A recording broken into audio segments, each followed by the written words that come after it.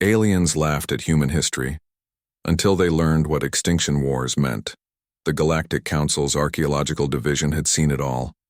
Civilizations that built Dyson spheres, species that transcended physical form, empires that spanned entire galaxies.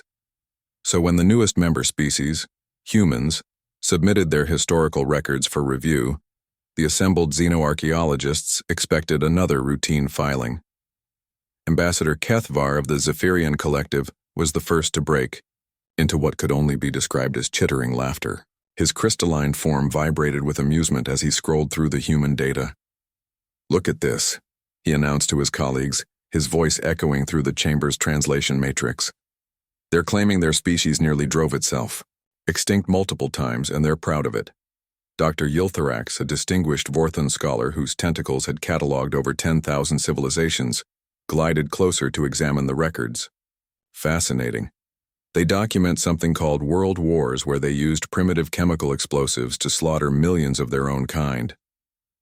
And here, chimed in research coordinator Zix, her gaseous form pulsing with colors indicating scholarly delight. They actually invented weapons capable of destroying their entire planet, then pointed them at themselves for decades. They call it the Cold War. The assembled scientists shared what passed for laughter among their diverse species. In all their combined millennia of research, they had never encountered a civilization quite so enthusiastically self-destructive. "Shall we add them to the primitive aggression category?" asked Kethvar, already preparing the classification forms. "Wait." Dr. Yilthorax's tone had shifted. His advanced optical sensors were processing deeper layers of the historical data. "There's something else here. References to something called Extinction Wars.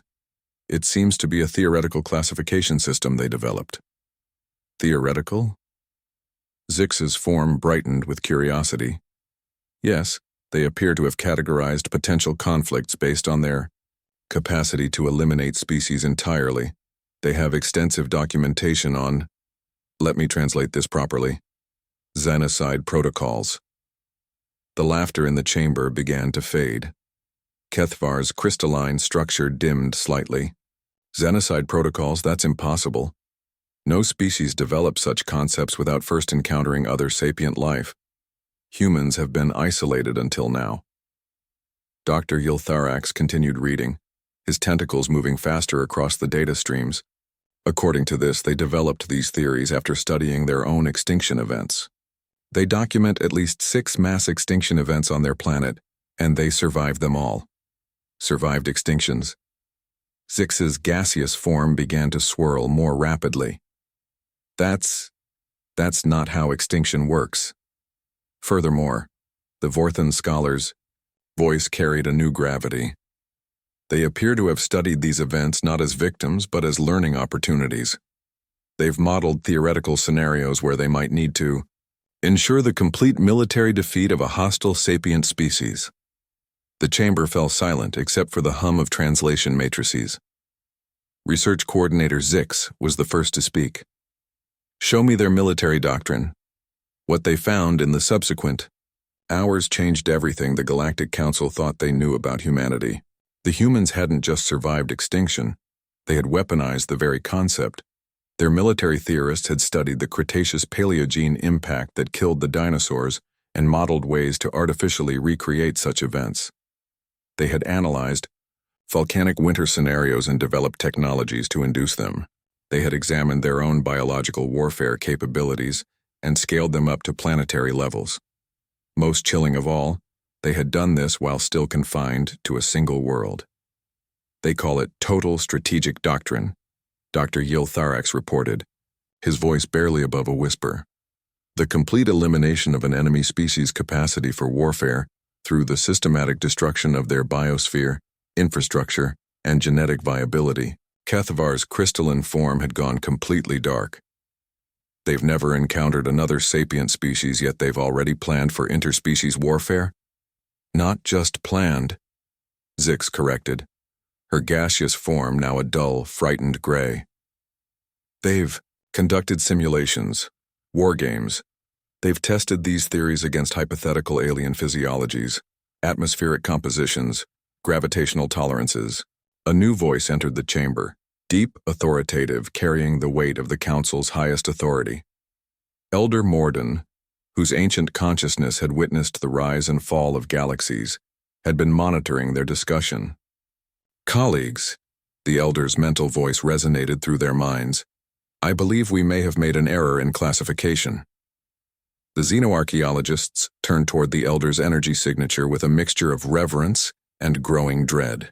You see, Elder Morden continued, there is another category in our classification system that we have not used in over 50 million years. We created it for a species so dangerous that they were quarantined in a distant arm of the galaxy until they eventually destroyed themselves.